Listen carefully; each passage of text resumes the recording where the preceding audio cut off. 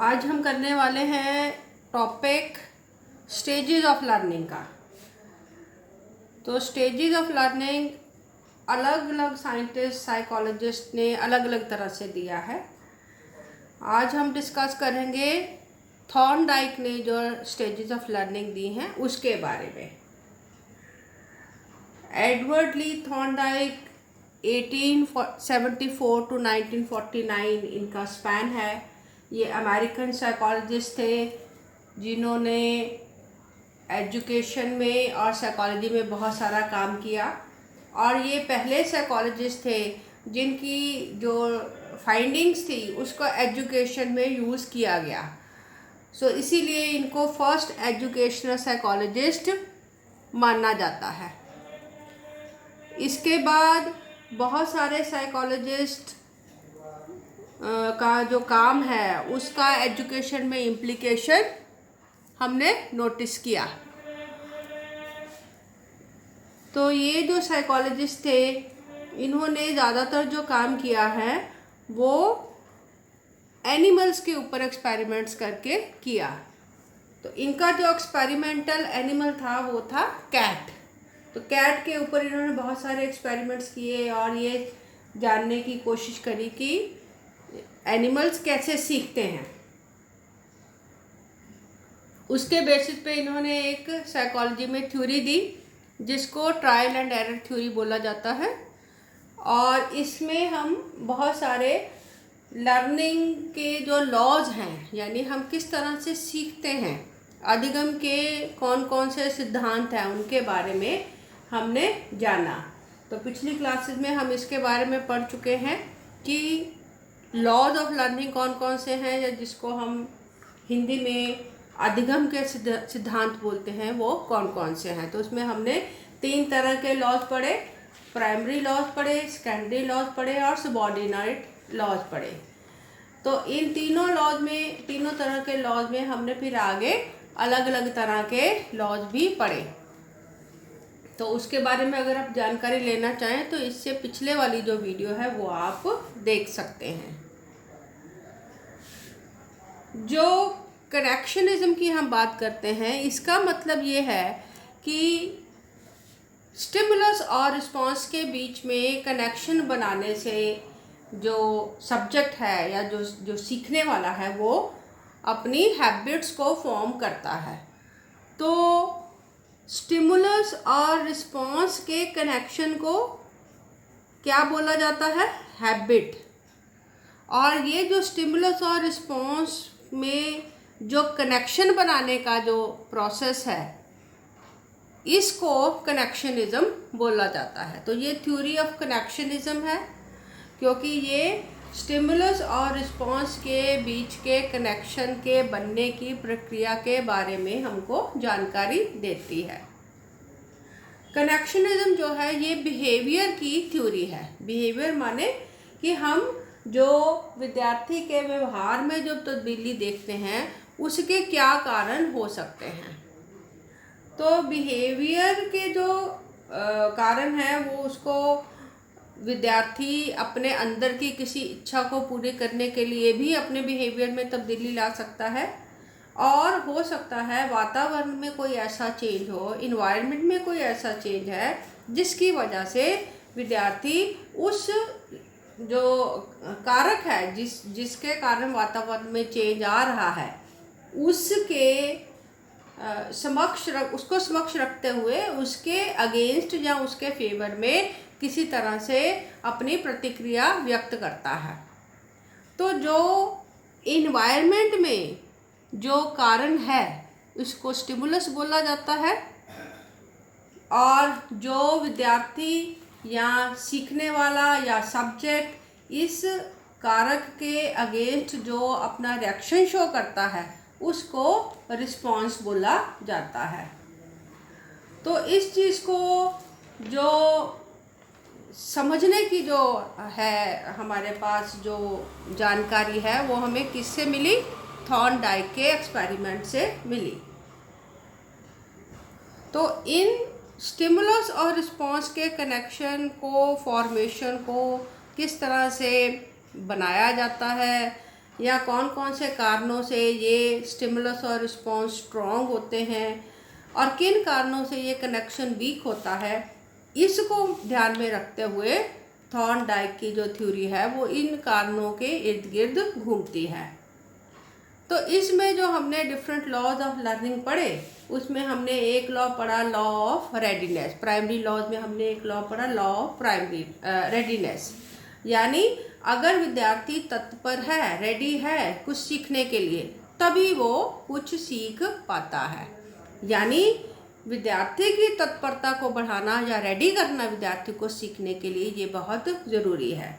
इसी तरह एक प्राइमरी लॉ एक्सरसाइज यानी अभ्यास से संबंधित है, यानी अभ्यास करने से, प्रैक्टिस करने से विद्यार्थी ज़्यादा बेहतर सीख पाता है। और तीसरा प्राइमरी लॉ या मुख्य जो सिद्धांत है, उसमें हमने लॉ ऑफ इफेक्ट पढ़ा, जिसको प्रभाव का सिद्धांत बोला जाता है। यानी सीखने का विद्यार्थी के ऊपर क्या प्रभाव पड़ता है, ये विद्यार्थी के सीखने की प्रक्रिया को निर्धारित करता है।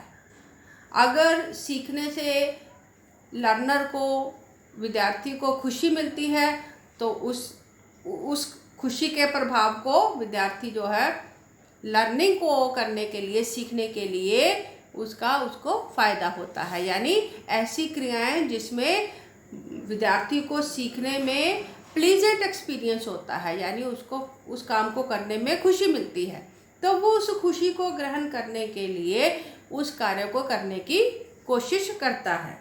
सिमिलरली अगर उसको उस कार्य को करने से कोई उसको अनप्लीजेंट एक्सपीरियंस होता है या उसको कोई कष्ट होता है, तो वो उस कष्ट को दूर करने के लिए या उस कष्ट की स्थिति में ना जाने के लिए भी उस क्रिया को ना करने की चेष्टा करता है।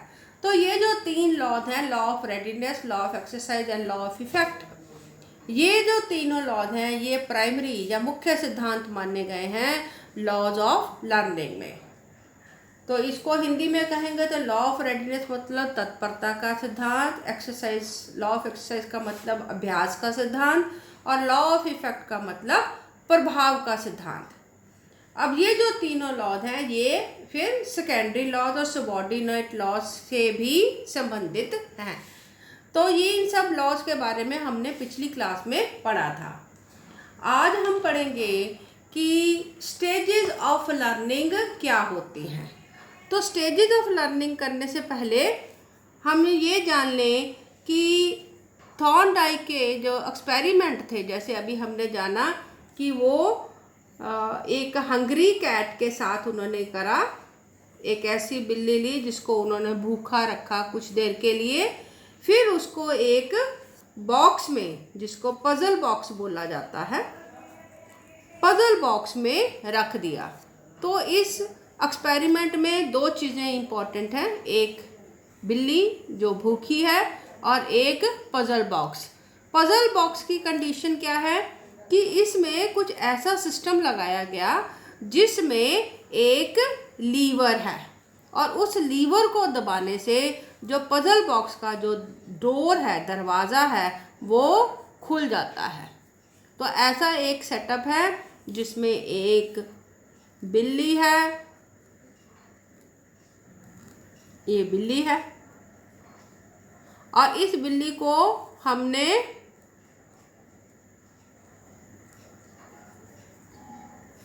एक बॉक्स में बंद किया हुआ है और इस बॉक्स का एक डोर है।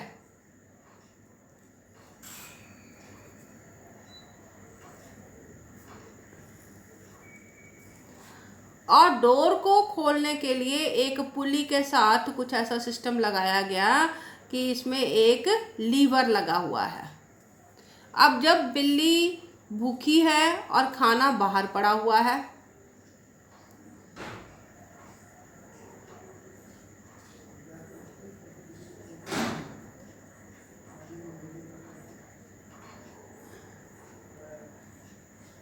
ठीक है, तो जब बिल्ली भूखी है और खाना बाहर है, दरवाज़ा बंद है, तो अगर बिल्ली कुछ एफर्ट करे और किसी लीवर को दबाए जिससे ये दरवाज़ा खुल जाए, तो बिल्ली बाहर आके खाना खा सकती है। तो ये उनका एक्सपेरिमेंट था, जिसको एक्सपेरिमेंट विद हंग्री कैट भी बोला जाता है, और इस बॉक्स को पजल बॉक्स भी बोला जाता है। तो इसके बारे में आपको जानकारी होनी चाहिए कि ये जो एक्सपेरिमेंट है ये असल में किन परिस्थितियों में किया गया। तो उन्होंने क्या देखा कि अगर बिल्ली भूखी है, खाना बाहर है, और कुछ ऐसा सिस्टम लगाया जाए जिससे बिल्ली इस लीवर को दबा के दरवाजे को खोल के बाहर आ सके, तो इस क्रिया के दौरान उन्होंने देखा कि जैसे जैसे बिल्ली को बार बार इस परिस्थिति से गुजारा जाता है, तो लीवर दबा के बाहर आने की क्रिया में लगने वाला जो समय है, जो टाइम है, वो धीरे धीरे कम हो जाता है। यानी जो एनिमल है वो स्टिमुलस और रिस्पॉन्स के बीच का जो टाइम है उसको धीरे धीरे कम करता हुआ जाता है। और यानी जैसे जैसे एनिमल इस प्रैक्टिस से निकलता है तो अलग अलग ट्रायल करके उसको ये जानकारी हो जाती है कि इस लीवर को दबाने से इस समस्या से निकला जा सकता है, दरवाजे को खोला जा सकता है, खाने को खाया जा सकता है। तो ये जो स्टिमुलस और रिस्पॉन्स बनाने का जो प्रोसेस है, इस हैबिट को एक्वायर करने के लिए एनिमल को कई सारे ट्रायल्स करने पड़ते हैं, जिनमें से कुछ ट्रायल सक्सेसफुल होते हैं, कुछ फेलियर भी होते हैं। कुछ बार वो कैट प्रेस करती है उसको लीवर को, लेकिन दरवाज़ा नहीं खुलता है, लेकिन किसी एक ट्रायल से वो दरवाज़ा खुल जाता है। तो धीरे धीरे एनिमल इस चीज़ को लर्न कर लेता है कि लीवर को दबाने से दरवाज़ा खुलता है। तो उसको ये जानकारी हो जाती है कि किस लीवर को दबाने से दरवाज़ा खुल सकता है। और जब उसको ये जानकारी हो जाती है, तब जो एनिमल है वो सक्सेसफुल रिस्पॉन्स देने की उसका जो टाइम पीरियड है वो शॉर्टन हो जाता है। तो ये जो एक्सपेरिमेंट है, इसके आधार पे थॉर्नडाइक ने कुछ स्टेजेस ऑफ लर्निंग डिफाइन करी। तो वो स्टेजेस ऑफ लर्निंग जो हैं उनको हम डिफाइन करने के लिए हमारे पास कुछ कीवर्ड्स हैं। पहला है ड्राइव, फिर है goal, block,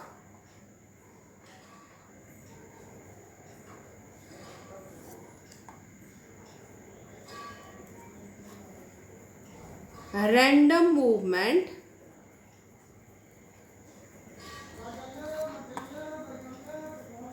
chance success,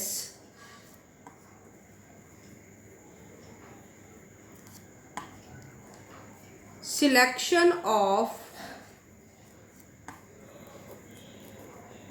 proper movement, and last is fixation.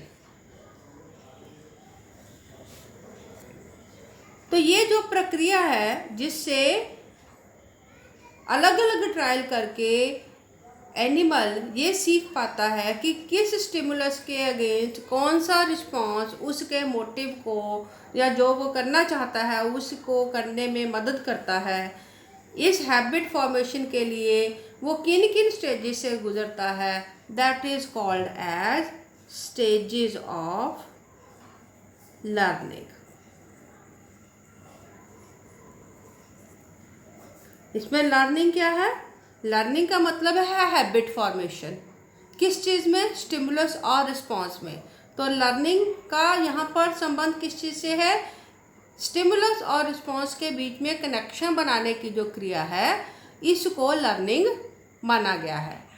और इस लर्निंग को करने के लिए ये स्टेजेस हैं जिसमें से गुजर के जो एनिमल है वो लर्निंग यानी कि स्टिमुलस और रिस्पॉन्स के कनेक्शन फॉर्मेशन पर पहुंच पाता है। इसमें जो सबसे पहली स्टेज है वो है ड्राइव। ड्राइव मतलब कि कुछ ऐसा कारण होना चाहिए, कुछ ऐसा टेंशन स्टेट होना चाहिए जिसमें एनिमल को नीड अराइज हो, जिसकी वजह से वो कुछ एफर्ट करने की या सीखने की प्रक्रिया में जाए। तो ड्राइव क्या है? ये एक टेंशन स्टेट है, यानी कुछ ऐसा कारण है जिसकी वजह से एनिमल इस क्रिया को करने के लिए तत्पर हो सके। और आमतौर पर ये जो टेंशन स्टेट है ये किस वजह से अराइज होती है? उसकी कोई नीड हो सकती है जो पूरी नहीं हो रही। अब इस तरह की जो नीड्स हैं, जो कि बायोलॉजिकल नीड्स हैं, बायोलॉजिकल मतलब जो शरीर से संबंधित, जैसे शरीर को भूख लगती है, प्यास लगती है, स्लीप है, so these all are basic needs. तो ऐसी कोई कारण जिससे उसका कोई बायोलॉजिकल नीड पूरा नहीं हो रहा, जिसकी वजह से subject is under tension stage, तो उससे ये ड्राइव क्रिएट होती है, जो कि एक तरह से हम कह सकते हैं कि एक डेफिशिएंसी की स्टेट है। यानी कुछ ऐसी ज़रूरत है जो पूरी नहीं हो रही, और वो ज़रूरत किस तरह की है? बायोलॉजिकल है। बायोलॉजिकल नीड अगर पूरी नहीं हो रही, उसकी डेफिशिएंसी है, तो उसकी वजह से एनिमल में एक टेंशन क्रिएट होती है, और वो टेंशन उसको किसी कार्य को करने के लिए प्रेरित करती है। यानी ड्राइव क्या है? ये एक तरह का मोटिवेशन फैक्टर है।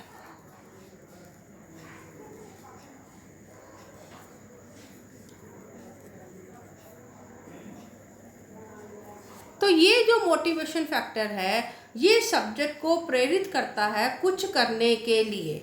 यानी अगर इस एक्सपेरिमेंट में हम देखें कि अगर बिल्ली भूखी नहीं है तो उसको वो लीवर नहीं प्रेस करेगी, क्योंकि उसको भूख नहीं लगी है, उसको जो खाने की इच्छा ही नहीं है। तो मोटिवेशन इसमें क्या है कि बिल्ली को भूख लगी हुई है उसकी, और जो भूख है ये एक बायोलॉजिकल नीड है जो पूरी नहीं हो रही है।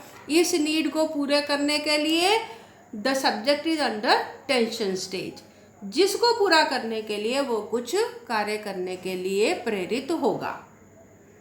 तो ये जो ड्राइव है ये असल में क्या क्रिएट करेगा? ये स्टिमुलस क्रिएट करेगा। तो ये जो स्टिमुलस है जो कि उसके वातावरण में क्रिएट हुआ है, क्योंकि उसकी कोई नीड सेटिस्फाई नहीं हो रही, उसको पूरा करने की जो इच्छा है इसको हम क्या कहेंगे? गोल। यानी अगर ड्राइव है तो सब्जेक्ट ये अपने लिए एक ऐसी क्रिया करने की कोशिश करेगा जिससे उसका गोल अचीव हो जाए। गोल उसका क्या है? जिसकी वजह से वो क्रिया कर रहा है। तो यहाँ पर क्रिया करने के लिए गोल क्या है? उसका कारण कौन बनेगा? इसमें कॉजल फैक्टर हो जाएगा हमारे पास उसका हंगर। तो वो अपने हंगर को सेटिस्फाई करना चाहता है। उसका कैट का गोल क्या है कि उसको भूख लगी है, खाना बाहर पड़ा है, तो वो चाहती है, या जब बिल्ली की नीड क्या है कि वो उसको वो खाने तक पहुंच जाए, सो दैट बिल्ली अपनी भूख को शांत कर सके। तो उसका बिल्ली का गोल क्या है कि वो खाने तक पहुँचे। तो वो फैक्टर जिसके लिए सब्जेक्ट क्रिया करता है, जिसको पाने के लिए वो कोई एक क्रिया कर रहा है, वो उसका गोल है। गोल जो हैं ये अचीवेबल और beyond the capacity of organism भी हो सकता है। तो ये हमको एक दूसरी चीज़ बताता है कि जो गोल है वो अगर अचीवेबल है, मान लीजिए जो खाना है वो बहुत दूर पड़ा हुआ है, सो इन दैट केस बिल्ली जो है उस खाने तक पहुंच नहीं पाएगी। तो उस स्थिति में भी जो एफर्ट करने की जो सीखने की जो क्रिया है वो धीमी हो जाती है। तो ये जो दूसरा जो स्टेप है कि एक तो स्टेट ऑफ टेंशन होना चाहिए और दूसरा उस स्टेट ऑफ टेंशन से निकलने आने के लिए एक गोल होना चाहिए कि इस क्रिया को करके मैं इस टेंशन से निकल सकता हूँ। और इस कॉजल फैक्टर के अगेंस्ट जो कैट है वो कुछ एक्टिविटी करेगी। तो ये जो कॉजल फैक्टर है या गोल है ये इसका स्टिमुलस है। और हमने क्या सीखा था कि स्टिमुलस के अगेंस्ट जो एक्टिविटी सब्जेक्ट करता है that will be called as response. तो इस स्टिमुलस के against cat will be producing response. अब इसमें रिस्पॉन्स क्या होगा कि बिल्ली हो सकता है पहले इधर उधर पिंजरे में अपने इधर उधर घूम के निकलने की कोशिश करे और हो सकता है कि इस एक्टिविटी को करते समय वो कुछ अलग अलग तरह की क्रियाएं करे। अब इन कुछ क्रियाओं में हो सकता है कि कुछ क्रियाएं ऐसी हों जो कि दरवाजे को खोलने की जो उसके जो मोटिव है उसको पूरा कर पाए, और हो सकता है कुछ क्रियाएं ऐसी हैं जिससे जो दरवाज़ा है वो नहीं खुलता। तो जो रिस्पॉन्सेज हैं ये वैरिड होते हैं और मल्टीपल। तो कई तरह के रिस्पॉन्सेज सब्जेक्ट जो है वो शो कर सकता है, जिसमें कई तरह के हो सकते हैं और कई बार बहुत तरह के भी हो सकते हैं, यानी मल्टीपल रिस्पॉन्सेज भी हो सकते हैं, अलग अलग स्टेप वाइज क्रियाएं भी हो सकती हैं और कई बार अलग अलग प्रकार की क्रियाएं भी हो सकती हैं। और इन रिस्पॉन्सेज को हम दो तरह से लिख सकते हैं। कुछ क्या होंगे वो अनोइंग रिस्पॉन्सेज होंगे। अनोइंग क्यों होंगे, गुस्सा क्यों आएगा उसको या उससे उसकी जो मोटिव है वो अचीव नहीं हो रहा। और कुछ जो हैं वो जिससे अपने मोटिव को अचीव कर पाए उनको हम सेटिस्फाइंग रिस्पॉन्सेज कह सकते हैं। तो अब ये जो सारे जो रिस्पॉन्सेज हैं इनको हम रैंडम रिस्पॉन्सेज भी बोल सकते हैं कि अलग अलग तरह के रिस्पॉन्सेज हैं। कुछ बहुत सारे रिस्पॉन्स ऐसे हो सकते हैं जिनको करने से जो मोटिव है वो अचीव नहीं होता, और कुछ रिस्पॉन्सेज हैं जिनसे वो मोटिव अचीव हो सकता है। और ये जो रिस्पॉन्सेज हैं इनको रैंडम मूवमेंट्स भी बोला जाता है। तब हमने क्या सीखा कि एक तो गोल है जो कि स्टिमुलस प्रोवाइड कर रहा है और उसके अगेंस्ट जो एक्शन ऑफ कैट है that is called as the response. और रिस्पॉन्सेस का कैरेक्टरिस्टिक क्या है कि ये मल्टीपल और वैरिड होते हैं, और अगर इससे मोटिव अचीव हो जाता है देन दे आर सेटिस्फाइंग, और अगर नहीं होता तो वो अनोइंग रिस्पॉन्सेस माने जाते हैं। लेकिन इन दोनों के बीच में एक और चीज़ है, वो है ब्लॉक। अगर हम माने कि बिल्ली जो है ये पिंजरे के अंदर है और खाना बाहर पड़ा है और दरवाज़ा है ही नहीं, तो क्या होगा? तब तो बिल्ली को लीवर प्रेस करने की कोई ज़रूरत ही नहीं है, दरवाज़ा खुला है, बिल्ली निकल के खाने को खा सकती है। यानी ये स्टिमुलस और रिस्पॉन्स के बीच में जब तक ब्लॉक नहीं है, यानी कोई अड़चन नहीं है जिसकी वजह से गोल अचीव करने में कोई परेशानी हो, तब तक कोई लर्निंग नहीं हो सकती। तो इससे हमने ये क्या सीखा कि गोल और रैंडम मूवमेंट या स्टिमुलस और रिस्पॉन्स के बीच में अगर ब्लॉक है then only this stimulus and response association will be formed, और अगर ब्लॉक नहीं है तो ये एसोसिएशन नहीं होगी, यानी लर्निंग नहीं होगी। तो इस चीज़ को भी हम एजुकेशन में बड़ी अच्छी तरह से यूज़ करते हैं कि अगर कोई भी जो लर्निंग है उसमें कुछ मोटिवेटिंग फैक्टर भी होना चाहिए और उसका जो गोल है वो अचीवेबल होना चाहिए। उस गोल को अचीव करने के लिए विद्यार्थी को अलग अलग क्रियाओं की मदद से किसी एक या कई सारी ऐसी क्रियाओं पे पहुंचना चाहिए जिसमें उसको एक सेटिस्फाइंग रिस्पॉन्स उसको मिले। और ये तब तक नहीं हो सकता जब तक उसमें कोई ब्लॉक नहीं है। तो ब्लॉक क्या चीज़ है?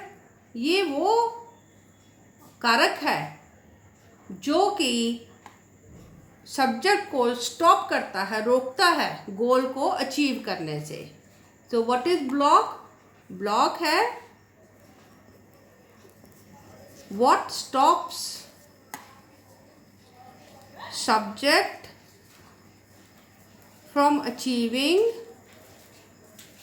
गोल।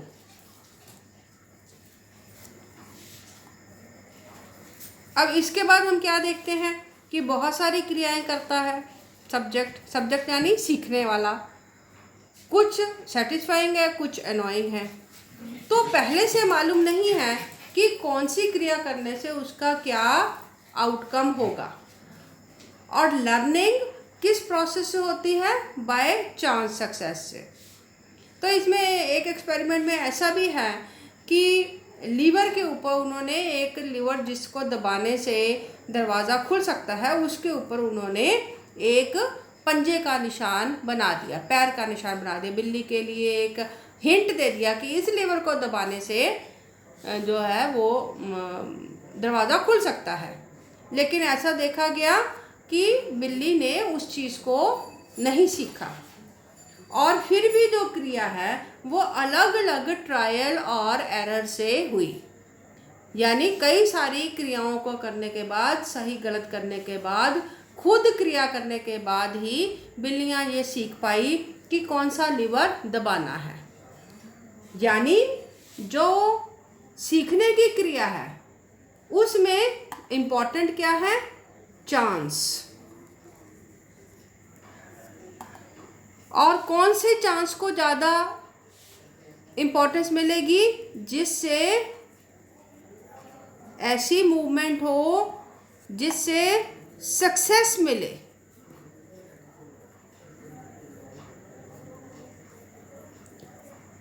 तो क्रियाएं तो कई सारी होंगी, कभी एक लीवर को दबाते हैं, कभी दूसरे को दबाते हैं, लेकिन सीखने की क्रिया कहाँ ज़्यादा होगी? जहाँ पर किसी मूवमेंट के द्वारा सक्सेस मिले, यानी दरवाज़ा खुल जाए। और ऐसी जो मूवमेंट है जिससे सक्सेस मिलती है उसको सिलेक्ट किया जाता है। सब्जेक्ट ऐसी मूवमेंट को सीखता है और धीरे धीरे सिर्फ जो सही क्रिया है उसी को रिपीट करता है। यानी gradually only proper response is repeated. तो शुरू में तो जो सब्जेक्ट है वो कई सारे गलत और सही रिस्पॉन्सेस को करता है, लेकिन धीरे धीरे वो सीख जाता है कि सही स्टिमुलस कौन सा है जिससे गोल अचीव हो सकता है। तो उसके बाद धीरे धीरे सिर्फ सही जो स्टिमुलस है उसको करने, सही जो रिस्पॉन्स है उसको करने की जो क्रिया है वो ज़्यादा बेहतर तरीके से की जाती है या बहुत कम समय में की जा सकती है। तो इस तरह से जब इस सही स्टिमुलस के साथ सही रिस्पॉन्स का तालमेल बैठ जाता है और रिस्पॉन्स को बिना किसी गलती के, यानी विदाउट एरर, अगर ये रिस्पॉन्स स्टिमुलस के साथ मैच करता है तब इससे एक हैबिट फॉर्मेशन हो जाता है। अब फिर से हैबिट फॉर्मेशन का मतलब क्या है? लर्निंग। तो ये कुछ स्टेजेस उन्होंने बताई कि किसी भी लर्निंग को करने के लिए सीखने वाले को इन स्टेजेस में से जाना पड़ता है। पहली बात, ड्राइव होना चाहिए, जिसको हम मोटिवेशन फैक्टर मानते हैं, जिसकी वजह से क्रिया शुरू होती है। फिर एक गोल होना चाहिए, यानी एक ऐसा फैक्टर होना चाहिए, कारण होना चाहिए जिसकी वजह से क्रिया हो। और ये जो फैक्टर है ये असल में स्टिमुलस का काम करता है। इस स्टिमुलस के अगेंस्ट रिस्पॉन्स होता है और रिस्पॉन्स और स्टिमुलस के बीच में एक ब्लॉक होना ज़रूरी है, नहीं तो स्टिमुलस और रिस्पॉन्स के बीच में स्टिमुलस होगा, रिस्पॉन्स होगा, लेकिन लर्निंग नहीं होगी। फिर हमने क्या सीखा कि चांस सक्सेस है, यानी कई तरह की क्रियाओं को करने के बाद जिस क्रिया से गोल अचीव होता है वो वाले जो चांसेस हैं उसको जो लर्नर है वो सिलेक्ट करता है और सही स्टिमुलस को सही रिस्पांस के साथ अगर एसोसिएशन बना दिया जाए, जोड़ दिया जाए, और ये जोड़ किससे बनता है? बार बार क्रिया करने से बनता है, प्रैक्टिस से बनता है, तब उससे लर्निंग होती है। तो इसके बारे में थॉर्नडाइक ने और बहुत इसका एक्सप्लेनेशन दिया कि जो बिहेवियर ऑफ कैट है या जो लर्निंग है इसके करैक्टरिस्टिक्स क्या हैं कि learning as per trial and error theory क्या है? ये रैंडम प्रोसेस है। रैंडम प्रोसेस क्या होता है कि एक सेट पैटर्न पे नहीं जाता, सिस्टमेटिक नहीं है। अलग अलग क्रियाओं को करने से जो सब्जेक्ट है वो इस क्रिया को करने को सीखता है, तो इसको कोई एक पर्टिकुलर स्टेप वाइज प्रोसेस नहीं बताया जा सकता। अलग अलग लर्नर अलग अलग क्रियाओं को करने से सीखते हैं। दूसरा, ये ग्रेजुअल है, यानी सिंगल स्टेप नहीं है। ये नहीं कि आप सभी स्टेप्स को फटाफट करके और सीधा ड्राइव से फिक्सेशन पे नहीं आ सकते। इस क्रिया को धीरे धीरे करने से, बार बार करने से, ग्रेजुअली करने से, प्रैक्टिस करने से उसका जो स्टिमुलस और रिस्पॉन्स का जो बॉन्ड है वो बनता है। फिर एक और बात उन्होंने कही कि ये जो लर्निंग है ये विदाउट अंडरस्टैंडिंग है। जैसे मैंने बताया आपको एक जगह पे कि उन्होंने एक एक्सपेरिमेंट में लीवर के ऊपर, जो सही जो लीवर था जिसको दबाने से दरवाज़ा खुल सकता था, उसके ऊपर उन्होंने एक पैर का निशान बना दिया, पंजे का निशान बना दिया। लेकिन जो सब्जेक्ट है वो उस निशान को समझ के या अंडरस्टैंडिंग से या उसके प्रोसेस को समझ के ऐसी कोई लर्निंग नहीं हुई। यानी ये जो लर्निंग है, ट्रायल एंड एरर का जो लर्निंग है, ये विदाउट अंडरस्टैंडिंग है और इसमें कोई पर्टिकुलर रिलेशनशिप बनाने की ज़रूरत नहीं होती। तो जैसे हमने मेमोरी लेवल ऑफ टीचिंग में भी हमने सीखा कि इसमें अब्स्ट्रैक्ट फैक्ट्स को भी सीखा जा सकता है, अलग अलग सब्जेक्ट फैक्ट को सीखा जा सकता है, उसको कोरिलेट करके सीखने की आवश्यकता नहीं है। और ये जो रिलेशनशिप्स हैं इसमें तब ज़्यादा बेहतर लर्निंग होता है, ज़्यादा अच्छा सीख पाता है अगर learned only when performed the action themselves। अब इसमें किस चीज़ को बोला जा रहा है कि बिल्ली को कोई वीडियो दिखा के सिखाया नहीं जा सकता या बिल्ली को समझा के नहीं बताया जा सकता। तो ये ऐसी लर्निंग है, ट्रायल एंड एरर का जो लर्निंग है वो किस तरह का लर्निंग है जिसको खुद करके ही सीखा जा सकता है। जैसे वीडियो देखने से आप साइकिल चलाना नहीं सीख सकते, जब तक आप साइकिल पे खुद प्रैक्टिस नहीं करेंगे आपको साइकिल चलाना नहीं आएगा। सिमिलरली कई सारे स्किल्स ऐसे हैं जिनको आप खुद करके ही सीख पाते हैं। जैसे लैंग्वेज के स्किल्स हैं, दूसरों को बोलता देख के आप नहीं सीख सकते, आपको खुद उस स्किल को सीखने की चेष्टा करनी पड़ती है। तो ये जो 4 चीज़ें हैं लर्निंग के बारे में बड़ी इम्पोर्टेंट, हमारे लिए हैं, इसको जानना एज ए टीचर हमको ये जानना बहुत ज़रूरी है कि learning by trial and error theory जो है वो हमें क्या बताता है कि लर्निंग एक रैंडम प्रोसेस है, यानी इसका कोई सेट फॉर्मूला या सेट प्रोसेस या सेट स्टेप्स नहीं है जिसको आप सभी शिक्षार्थियों के ऊपर लागू कर सके। सभी विद्यार्थी एक ही तरह से नहीं सीखते, वो अलग अलग तरीके से अपने अपने प्रोसेस से, रैंडम प्रोसेस से सीखते हैं। और लर्निंग ग्रेजुअल है, ये समय के अनुसार धीरे धीरे प्रैक्टिस के दौरान ये बेटर होता है। विदाउट अंडरस्टैंडिंग भी हो सकता है, यानी ट्रायल एंड एरर का जो लर्निंग है उसको आप बिना उस पजल को कैसे बनाया गया है, उसके कौन कौन से कारक हैं, इन सब चीज़ों की इंट्रिकेसी को बिना जाने हुए भी अब्स्ट्रैक्ट फैक्ट के रूप में भी आप सीख सकते हैं।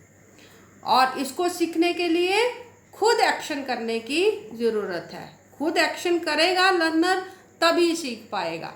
दूसरों के ऑब्जर्वेशन लर्निंग जिसको हम बोलते हैं, इसको उन्होंने इसमें नकारा। तो ये जो सब लर्निंग है इसमें हमने क्या सीख लिया कि ये जो stages of learning given by Thorndike हैं, ये किस सब्जेक्ट के ऊपर है? एनिमल्स के ऊपर है। इसको बाद में इन एक्सपेरिमेंट्स को कैट्स और चिक्स और डॉग्स के साथ भी रिपीट किया गया। फिर आगे जाके हम पेवलोव के बारे में पढ़ते हैं, हम स्किनर के बारे में पढ़ते हैं, तो वो भी इन्हीं के समकालीन हुए हैं। उन्होंने अलग अलग सब्जेक्ट्स के ऊपर भी किया। लेकिन ये जो सारे लॉज ऑफ लर्निंग है या स्टेजेस ऑफ लर्निंग है, ये ह्यूमंस के ऊपर भी इक्वली एप्लीकेबल हैं। तो ये हमारे पास हो गया स्टेजेस ऑफ लर्निंग, जिससे हम ये काफ़ी कुछ अपने विद्यार्थियों के बारे में, मेमोरी लेवल की जो लर्निंग है उसके बारे में हम काफ़ी कुछ इसके बारे में जान सकते हैं। अब इसमें एक छोटा सा पॉइंट मैं और लेना चाहूँगी, वो है कि मोटिवेशन और ड्राइव में क्या डिफरेंस है। क्योंकि ऐसे देखने में जैसे हमने कहा कि ये ड्राइव जो है ये भी एक मोटिवेशन फैक्टर है।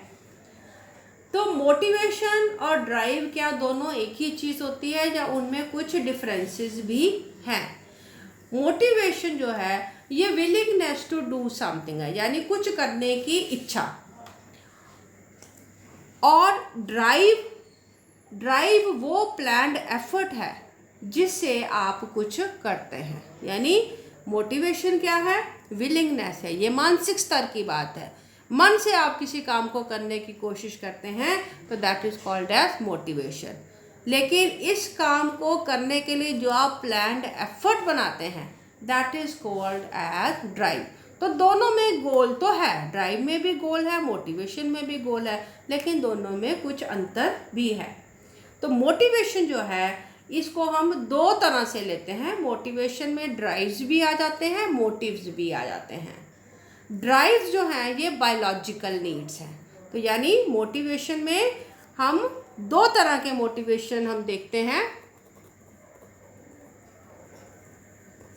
एक है मोटिव और एक है ड्राइव। ड्राइव जो है ये बायोलॉजिकल नीड्स हैं and motives they may be social and psychological। तो जब हम एनिमल सब्जेक्ट की बात करते हैं then we are talking about biological needs, इसलिए हम ड्राइव्स की बात कर रहे हैं। जब हम ह्यूमन बींग्स की बात करेंगे तब हम सोशल और साइकोलॉजिकल नीड्स की भी बात करेंगे, मोटिव्स की भी बात करेंगे। तो ये जो थ्योरी है ये ड्राइव्स के ऊपर बेस्ड है। तो ड्राइव जो है ये आमतौर पर बायोलॉजिकल जो नीड्स होती हैं, जैसे भूख लगती है, प्यास लगती है, नींद चाहिए, रिप्रोडक्शन चाहिए, तो ये जो नीड्स हैं these are called as drives.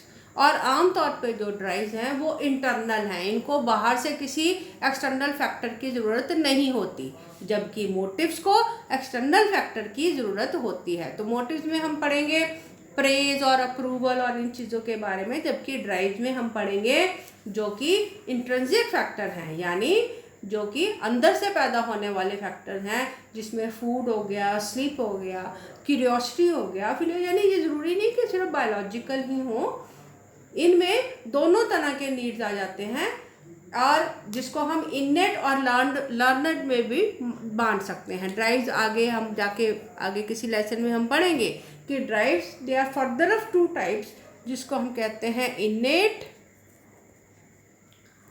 और दूसरा है लर्नड। इनेट ड्राइव्स होती हैं जो कि फूड और स्लीप या अंदर से पैदा होने वाली जिसको बायोलॉजिकल ज़रूरत है हमारे अंदर ऑलरेडी मन से पैदा होने वाली जो चीज़ें हैं, और लर्न होती हैं जिसको जो सब्जेक्ट है वो during the life course acquire कर लेता है, जैसे ड्रग एडिक्शन है। तो लर्नड ड्राइव में ड्रग एडिक्शन आएगा और इनेट में फूड और स्लीप, इस तरह के ड्राइव्स आ जाएंगी। और मोटिव में हमने पढ़ा है कि सोशल और साइकोलॉजिकल नीड्स आ गई। तो इसमें हम क्या देखते हैं कि इसमें प्रेज, अप्रूवल या इस तरह की जो नीड्स हैं दे विल बी टेकन। दोनों में सिमिलरिटीज़ भी हैं क्योंकि दोनों को स्टिमुलेट कर सकते हैं, ड्राइव को भी स्टिमुलेट कर सकते हैं, बढ़ा सकते हैं जिसको, और जिसमें आप किसी को अगर आप उसका ड्राइव उसका सेटिस्फाई करेंगे और वो प्लेजरेबल है तो then the motivation will be more. Similarly they can be deprived also. किसी से ये ड्राइव्स और मोटिव्स को कंप्लीट करने की जो इच्छा है इसको छीना भी जा सकता है और इसको बढ़ाया भी जा सकता है। So this is how will be talking about motivation in the further lesson.